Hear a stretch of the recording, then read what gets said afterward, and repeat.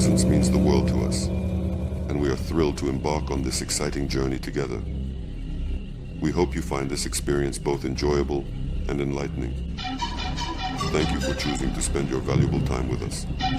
Sit back, relax, and let's dive into the wonderful world we have prepared for you. Your support and enthusiasm are truly appreciated, and we look forward to sharing many more moments with you. After showing several of my films from the Games of the Gods series, especially after the film Proper Education, I received many kind letters and calls from you. The series Games of the Gods is not a commercial project, it is a cultural project. So, your support is also a contribution to culture. Thank you for your support. Recently, while walking around the city, I noticed an advertising stand next to a bookstore. It said, I couldn't believe my eyes. It said, reading is fashionable. I analyzed this naive advertising trick and saw that it is quite a loud wake-up call for you and me. Therefore, I suggest we continue our journey to the roots of Russian culture in a series titled Proper Education.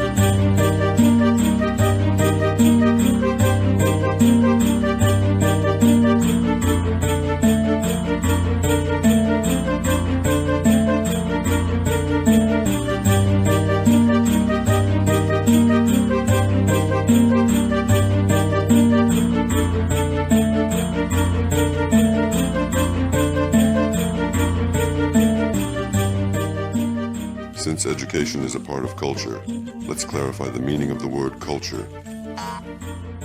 Modern dictionaries offer many interpretations. There is the culture of plants, animals. There is human culture and the culture of society as a collection of achievements. There is even the culture of bacteria, but there is no interpretation of the word culture itself, its basic meaning. This task can be solved by referring to the primary source, the Slavic Aryan Vedas, the most ancient sacred heritage of our ancestors. Cult is the veneration and following of something. Ra is the light of the truth of the Almighty. The truth, thus, culture, is the veneration of truth, or living by the rules established by the gods.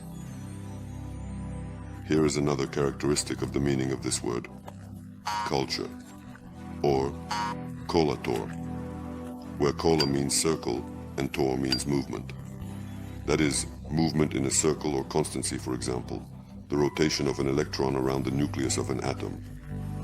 Culture is an ordered system, and the foundation of any culture's existence is self-preservation. That is, the ability of the bearers of culture to access the original image, the standard, and the ability to transmit this image without distortions. If these abilities are lost, culture degenerates. It is appropriate to quote the philosopher Nietzsche here, who asserts that the person of the future is the one with the longest memory.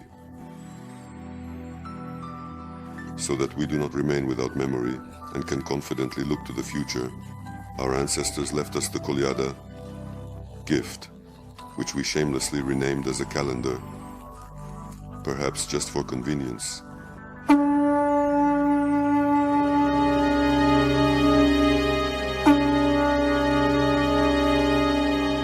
Currently, we use the dating of years from the birth of Christ and the Gregorian calendar.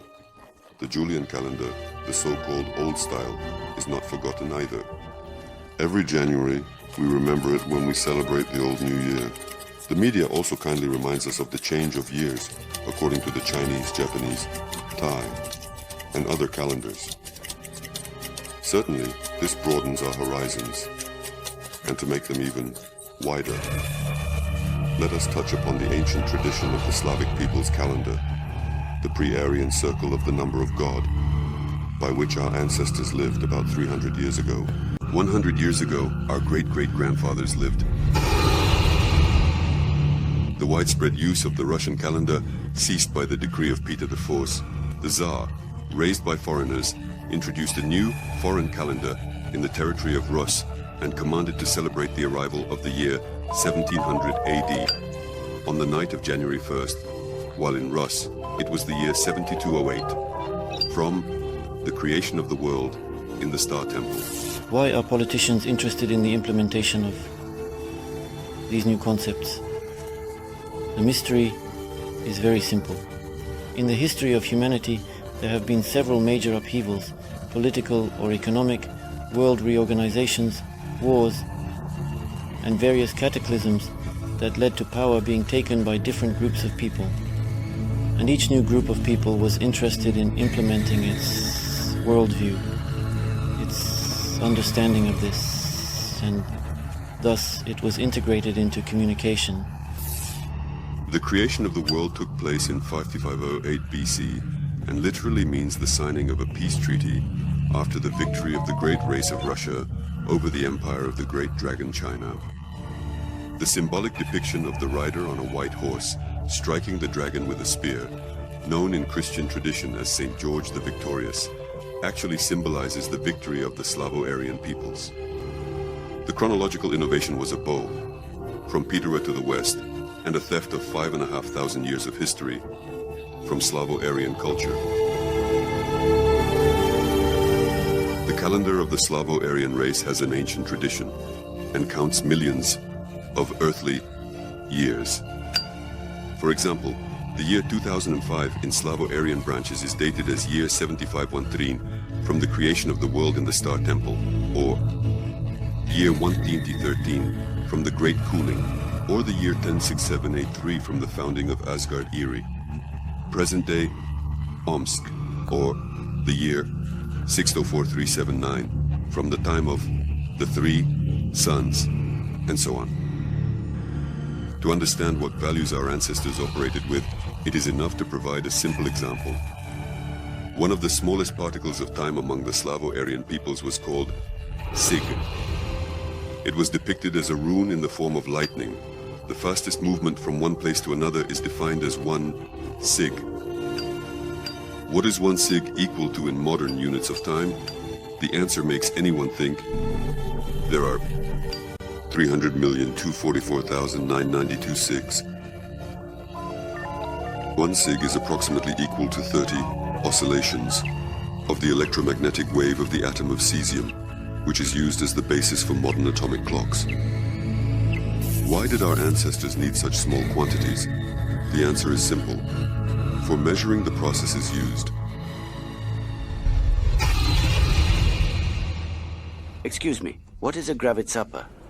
Well, a gravitsapa is what allows a pepperlatz to fly properly, with a gravitsapa to any point in the universe. In 5 seconds. Guys, how do you roll a pepperlatz out of the garage without a gravitsapa? This is not right. We had a gravitsapa, but when we flew here, it was stolen. If we detach from the traditional approach to studying our heritage, we can reach unexpected conclusions.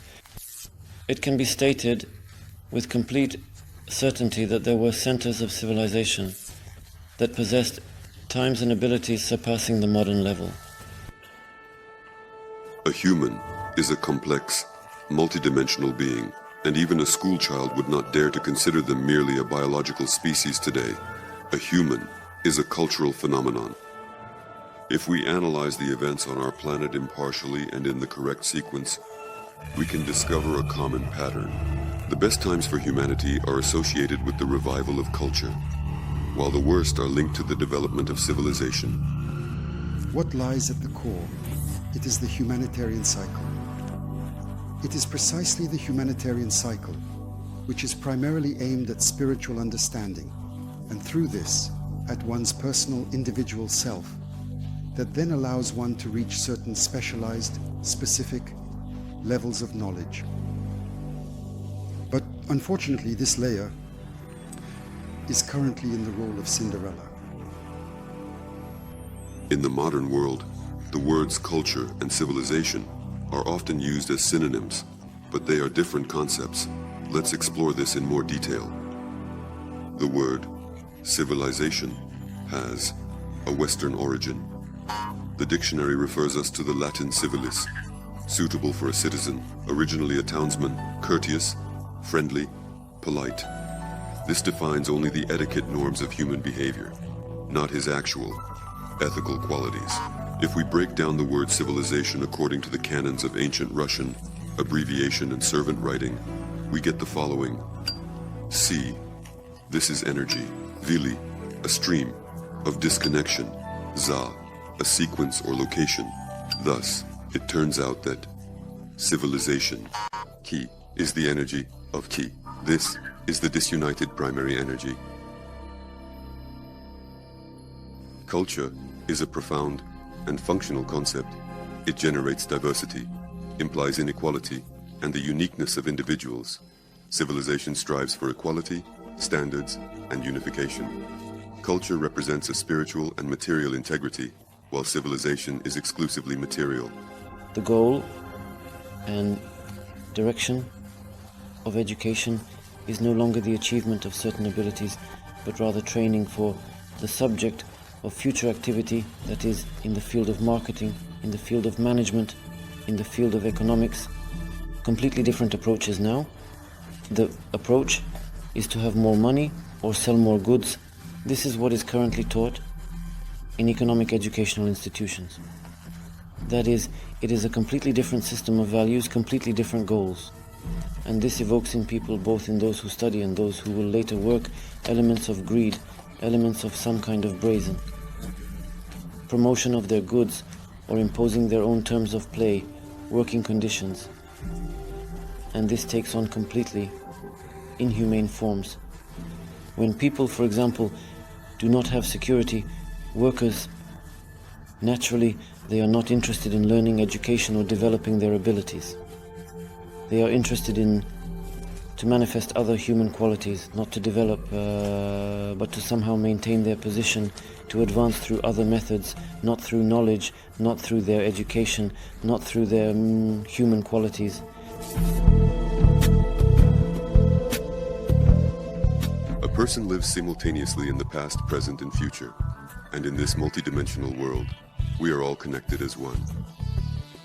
If we do not know our origins, we fall into a chaotic world of illusions, a kind of reconstruction where the deformation of human ethics is observed, and this inevitably leads to overall degradation. To become a human, it is not enough to eat regularly, sleep, and be able to make phone calls. A person is one who has restored their ancestral memory and is on the path of evolutionary growth. The Slavic world has not always been in such a fragmented state as it is now. Thousands of years ago, it was a unified, thriving culture of the planet. It seems that somewhere along our path we encountered foreign ideas and are still trying to build our future based on Chuzhik values. Scientists recommend that if you stop understanding the meaning of what you are reading in a book, you should go back to the moment when everything was clear. Right on the border of clarity and confusion will lie a word whose meaning was not understood or was misunderstood. One needs to take a dictionary, clarify this word, and the narrative becomes clear again. If you use this recommendation and apply it to the history of the Slavo-Aryan peoples, you can discover when and for what reasons the race, or as it is called in the West, Russia, was divided into many separate Slavic states. Knowing the correct cause of the problem allows one to resolve the problem itself. The history of the Slavs and Aryans is a concept of race. The tribes of the Asia, the lands of the Asia, is an ancient term. Therefore, they all belong to the white peoples, which is why in Latin, tabula rasa translates as a white clean slate. that is, race means white. And here are two clans. They are usually called Slavic. These are the Holy Rus and the Rosens. But this is Russian terror, and they are considered Aryan before the rights. And they're Aryans. That is, the difference between them was only in the light of the eyes. To hit the silver eyes, or as they now say, grey. The rest of the Choreans are green. The Holy Rus are lake-like. That is, blue, heavenly. The aura of the Senis is fiery. Or as they now say, striving for the Aryans. That is, curry, that's all. This was one unified culture. That is, many, for example, representatives of the media and even some scholars mistakenly call us pagans. Yes, yes, yes. But this word appeared during the times of Christianization. It doesn't matter, because today there is a different understanding. Yes, pagan, pagan. This was brought by Christians, just like the word heathen. That is a Latin word. Pagan means those who follow a different life path, literally. That is, it entered Latin from the Etruscan language, or, as it is said now, the language of the Etruscans. Therefore, in Latin, it is said that Etruscan is not read and not translated, meaning it was taken and forbidden. Here, language is one of the forms, depending on which letter it is written with. There is such a form as people's language, a representative of the pagan people, and a representative of a foreign people with a different language, beliefs, and culture will be a pagan, or shortened to pagan. Therefore, when someone comes to us and says, "You are pagans," there is no game. We cannot be ourselves and our beliefs and people. We are the guardians and continuers of the old faith of our ancestors. Since ancient times, the race, that is, the tribes of the asses, of the land of the asses, have safeguarded the culture of their peoples as the greatest value. According to Slavic Aryan chronicles, an ass is an embodied god on earth, or a perfect man. Only the native culture is capable of effectively supporting its originally high spiritual state and the evolutionary growth of generations. It is worth noting once again that culture is not only ballet painting or stamp collecting. It is also a cohesive, highly organized, functional system of a unified social organism. The mixing of cultural systems, like different blood types, inevitably leads to systemic conflicts and cultural degeneration. This is exactly what we have long observed in the so-called highly civilized countries. Here is an interesting statistic collected by the police and education departments in the city of Fullerton, California, USA. The main problems in schools in 1940. Students talk during lessons, chew, gum, make noise, run in the hallways, do not follow lines, dress inappropriately, and cause disturbances in classrooms. Main issues in schools in 1998: drug use, alcohol consumption, pregnancies, suicide, rape, robbery, assault. Comments, as they say, are unnecessary. Not sausage, not lard, not mobile phones, but the reproduction of one's own culture. This is the greatest national idea of any people. And man, as a species of mammal, may continue to monkey around under the observation of the popular scientist Charles Darwin.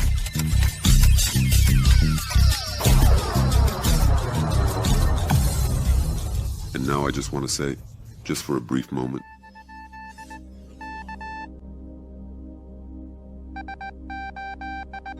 what we now call the word law, our Slavic ancestors referred to as pokon, meaning following the canon. In many modern words, this ancient basic root is still present. The canon is an unshakable, mandatory rule, a standard. If we say for the law, it results in what is outside the law.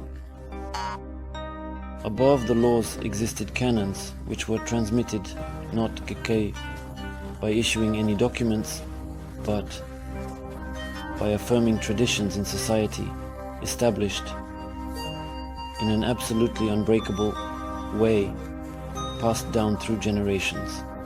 And above the canons, there were apparently even stricter rules that applied not only to the activities of people but also to the gods. One can say that these laws are worth understanding and examining how they fit with the modern worldview. That is, the world actually consists of many elements, many states, many people, many goals, many limitations. And in this game, there is currently no order. Let's consider another word that we have been using, especially often lately: democracy. This compound word is of Greek origin and is defined in dictionaries as a political system based on the recognition of the principles of popular sovereignty, freedom, and equality of citizens. Demos means people, kratos means power. However, demos in Greek literally means free citizens who have slaves, while the people is oklos, a crowd and slaves. We know the derogatory word oklamon, oklos. In democratic Greece had no voting rights. The media preaches democracy as, in principle, an imperfect form of government, but the best of all other forms of power. For Plato, democracy ranks last, prior to tyranny. So why is the currently popular political system in the West called democracy? If they have no slaves, and the vote of an educated scholar is equal to that of an illiterate prostitute. Me to a planet where they don't know who should squat before whom. Nonsense. Uncle Wev, Uncle B, is that how they'll greet you there? No, Genotsvale. When a society doesn't have color differentiation of pants, there's no purpose. What is present in dictionaries now is, roughly speaking, a vinaigrette of several reforms, invasions, and foreign terms. For example, the languages of liturgical books, such as Catholic ones, were imposed by force through fire and sword, initially becoming the language of worship. They later became the language of politics, then the language of the state, and eventually the language of international communication. That is, Latin, by transitioning and replacing previous languages, displaced the ancient languages that were used in Europe until the 16th century. In particular, take Poland for example. Latin script was introduced and the language became different. Someone did this. And it is easy to look at history and determine who did this and when. It's just not discussed, but it's very easy to discover. The change of power has always aimed at replacing ideology. And with the change of ideology, naturally, when this happened, not only the carriers of previous views were destroyed, but also the sources of this knowledge.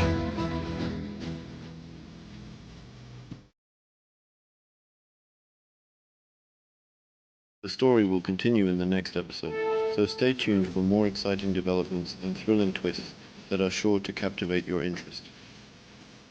Meanwhile, subtitles are available to enhance your viewing experience, ensuring you don't miss any of the dialogue or details. We appreciate your patience and look forward to bringing you the next chapter of this thrilling narrative. Your engagement and enthusiasm mean a lot to us, and we are committed to delivering a forgettable journey. Thank you for being a part of our story, and we can't wait to share what's coming next.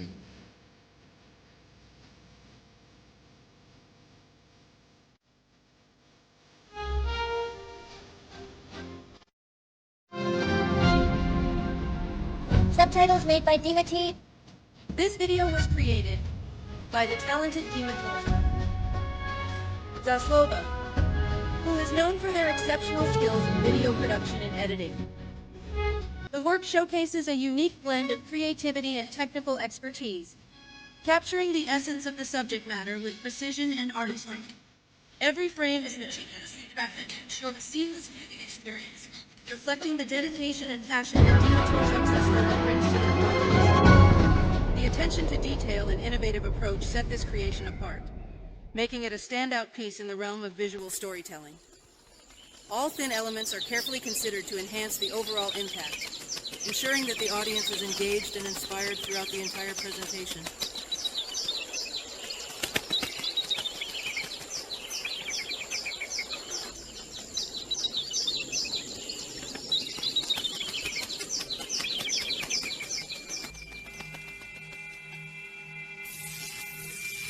These religious fanatics still could not completely erase the data and human history, so that it would be impossible to find the ends. That is, for example, the reform of writing undertaken during the time of Cyril and Methodius actually shows that writing already existed among the Slavs according to the chronicles. And this has been confirmed multiple times by various sources and scholars, and writers are now pointing this out. And in previous centuries this was confirmed by Lomonosov, Catherine and Tatishchev.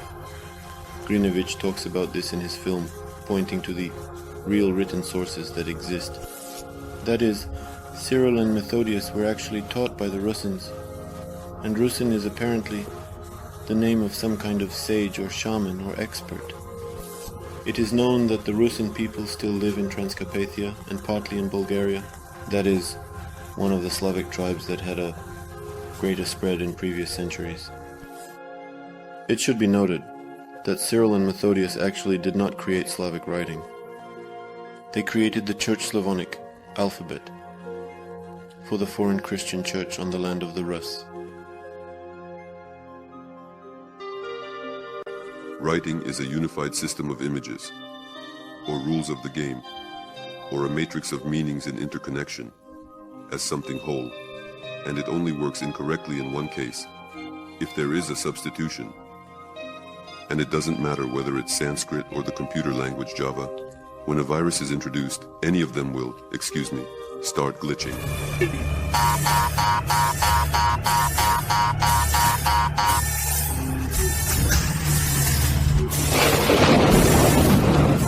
If there is no malicious intent, then the outrageous ignorance of people from a foreign culture has provoked the deformation of the basic images of the Russian language and has reflected on the spiritual state of all subsequent generations.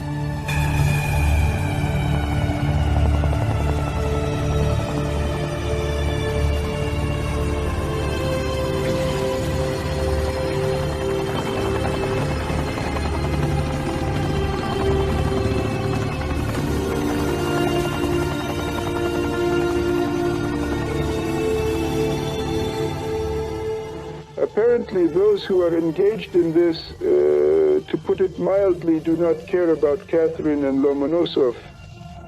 They find the information uninteresting. I understand your concerns, and I want to express my sincere apologies for the situation that occurred at Makarov University. It was never my intention to cause any issues or misunderstandings. He taught a course for 10 years, meaning before Slavic writing. He talks a lot about Cyril and Methodius. He clearly stated there, I don't remember the page right now, but I wrote about it in the book. He still said that before, Cyril and Methodius there was none and could not be. There was no writing among the Slavs. This person taught at the university, and a huge number of students listened to him for 10 years, who then went out into life, who, in honor of the teacher, repeated the same. They simply didn't want to deal with it. It's a very slippery topic. Hello guys, can I ask you a question? What have you heard about Cyril and Methodius? Subtitles by Dima Torzon. I don't remember exactly who they were. They made the Bible for the Slavs. Yes, they were from Byzantium. Were they monks or something? Yes. The alphabet, actually, in my opinion. But they created the alphabet to give the Slavs the Bible. In particular, I don't remember exactly who they were in contact with, but in the end, they did it. Cyril and Methodius, roughly speaking, were two very educated monks for their time, who imported their faith and enlightened others. Well, this was characteristic of any church at that time. And they were, one of them, just the most well-known. And Cyril and Methodius. Yes, we heard that they are very ancient, old chroniclers. I see. What did they actually do? They created the alphabet. I see. And tell me, was there no literacy in Russia before Cyril? There was, but they slightly improved it. And why was it necessary to change? No, I think it was by God's will. Who has heard about Cyril and Methodius, the saints who give the alphabet? But tell me, before Cyril and Methodius, we didn't have an alphabet. This is the most, and before them, we didn't have a written language. Before them, one could say that we had no writing. What have you heard about Cyril and Methodius? Well, that they are the creators of the alphabet. I see. Was there an alphabet in Rus before them? No. And these are the influential and significant people who opened writing? I see. And was there no writing in Rus before them? Primitive. There was, but it was primitive.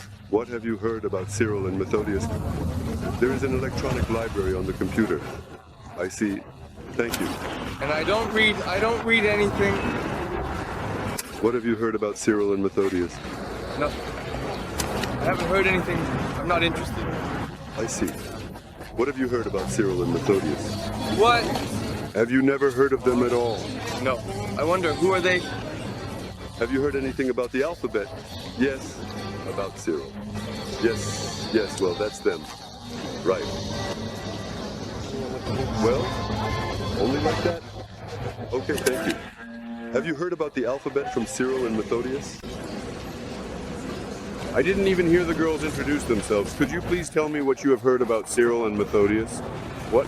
I don't know who that is. What, you seriously don't know? Cyril and Methodius? Who are they? Are they some famous people about Cyril and Methodius? Yes, Cyril was a German man. But what did he do? I don't remember, it doesn't associate at all. We went to Greece with them in 2 holidays. They supposedly created the alphabet. Exactly. Yes, the messengers, bold, to the Slavic lands. Like that, right? With literacy. And before them, were we illiterate or what? Well, of course we were illiterate. How do you know? No. What? If there is no alphabet, how can there be literacy? If they were baptized, how do you know there was no alphabet? Well, there wasn't an alphabet now. How did you find out? Well, where? I learned it in school, but no. How do you know this? In Mississippi. Right, just like that. A sword. Middle school education. In school. From school. How do you know this? I think from school I love to read.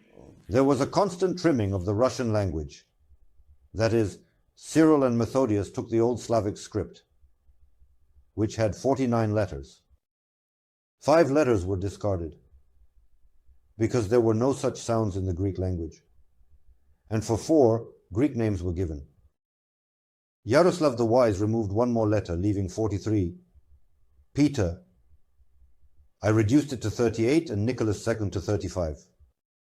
Mr. Lunacharsky reduced it to 31 letters. This means that consciousness and imagery narrowed. Thus, Lunacharsky removed the images. He introduced phonemes instead of images, and the language became formless, that is, shapeless. Wonderful. That is why now children speak, and it is unclear what they are saying. They do not know the rules of word formation. And notice, many generations of philologists and linguists have grown up in this formless language. Therefore, it is difficult for them. How? I read it like that and translate it, but it's not like that. Let's say there's also a chronicle about the people going to Tsar Ivan when he went to a monastery and they came back to him. People came from cities and villages, and there's a line there to LMS. There's a recitation titled Titlo over it, as if it were a recitation. And then KLM. To return to the throne or not. The Tsar turned to the people. Transferred Kolomna, to return to the throne or not. Well, KLM, does it sound good with Kolomna? No. But there are many districts there, and it was necessary to recite according to the form of each letter. How do people think? How do you think yes? That is, this is what the king was asking, and he did not address Kolomna. That is, this ignorance, confusion, substitution. Sometimes they say, well, you are heretics, you are spreading heresy. I say, but without turns. Of course, we are heretics. A heretic is a crack, turning his speech to pure radiance, to the sun.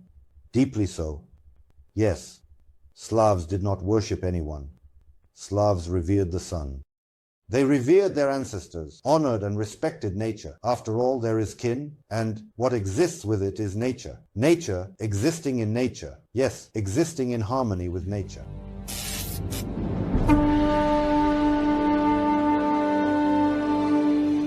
Initially, the language of the race existed based on 4 main and 2 auxiliary types of writing.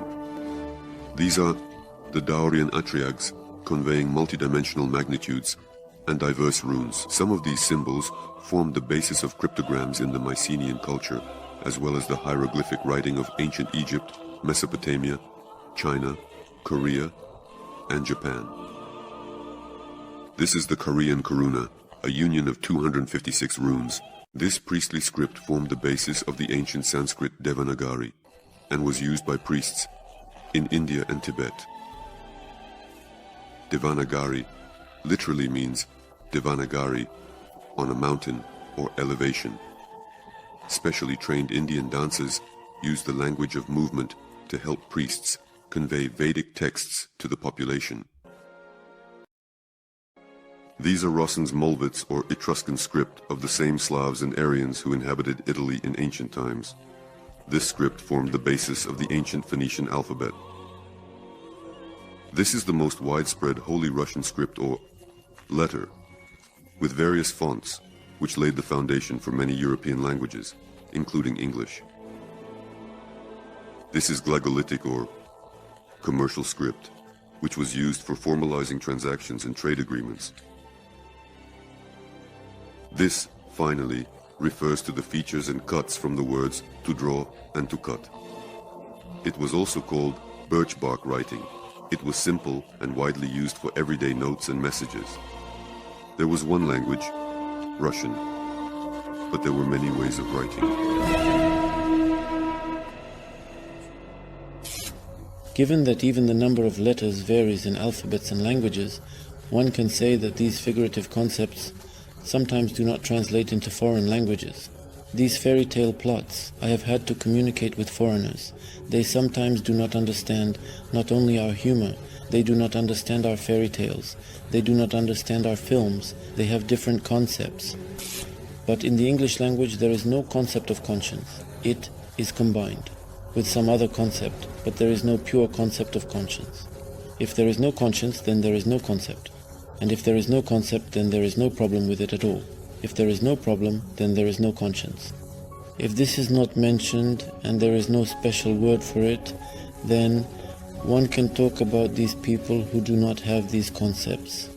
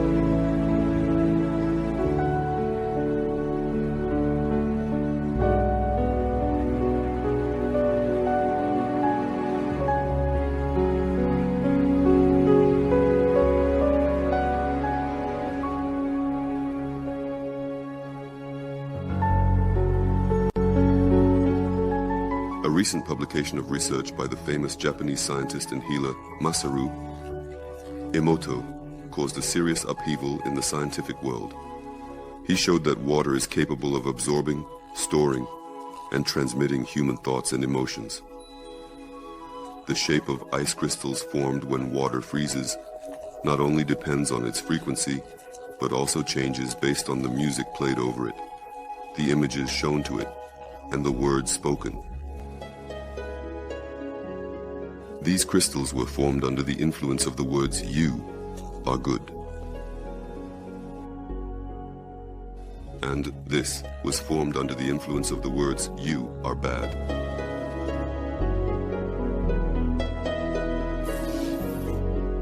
This is what frozen tap water looks like. And this is how water responds to the pronunciation of the word "thank you" in different languages. Experiments were conducted with different tasks repeatedly and meticulously. The results were always the same. But here is what is interesting. Masaru Emoto published his discovery in 1999. And the Russian tales about living and dead water take us back thousands of years, when any grandmother was able to manage this morpho-resonance process during the break between morning and evening milking. Living water in Russia was called peva. It was prepared from the waters of 7 pure springs, and corresponding hymns were sung over it, for what we imagine in our thoughts becomes a part of our world. A person is the only being that has the potential ability to resonate with all other creatures and objects in nature.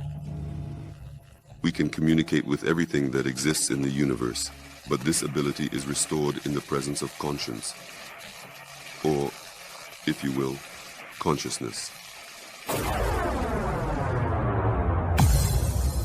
To be continued.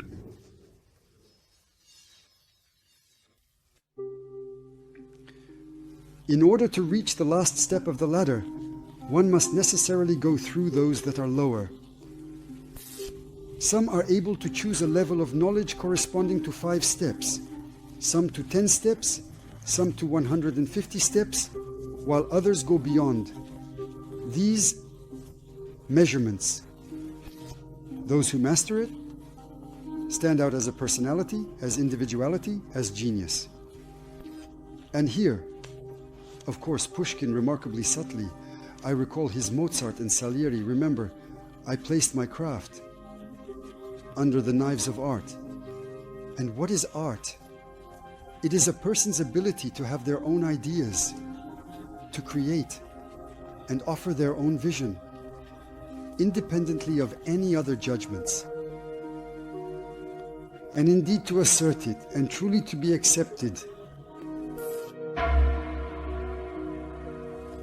Somewhere, during his studies at the Lyceum, when he was about 13 years old, an elder from the north came to him, and in the alley of the Tsarskoye Selo Lyceum, he had several conversations with him. Above all in the world, Pushkin cherished those ancient books that he had received at that time. He even notes in his poems that he values Sophia's notebook very much.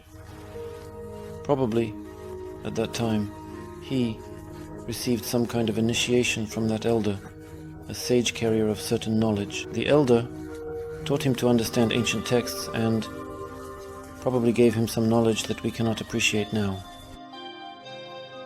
These images are transitional concepts corresponding to the basic concepts of language and the fundamental concepts of human values.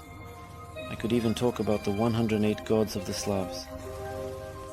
Each god corresponds to a certain wave, a certain characteristic, a certain number, a certain rhythm. These are just basic concepts encoded in the form of images. In fairy tales, legends, or elements of old beliefs, there is a meaning that we still have to understand and use to improve people's lives.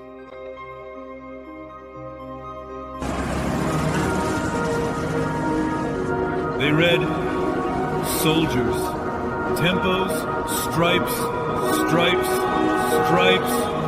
They read.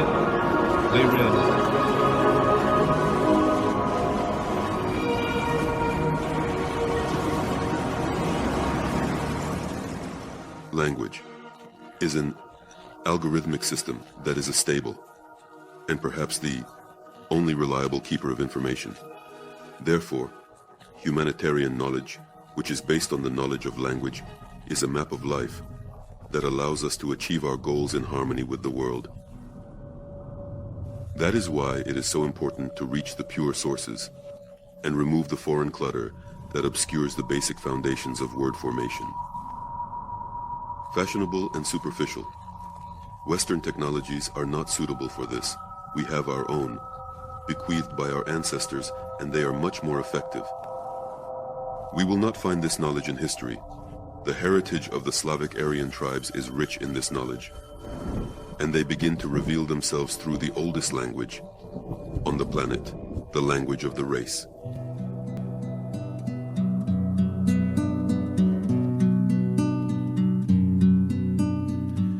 Я вернулся, проехав немного, немало.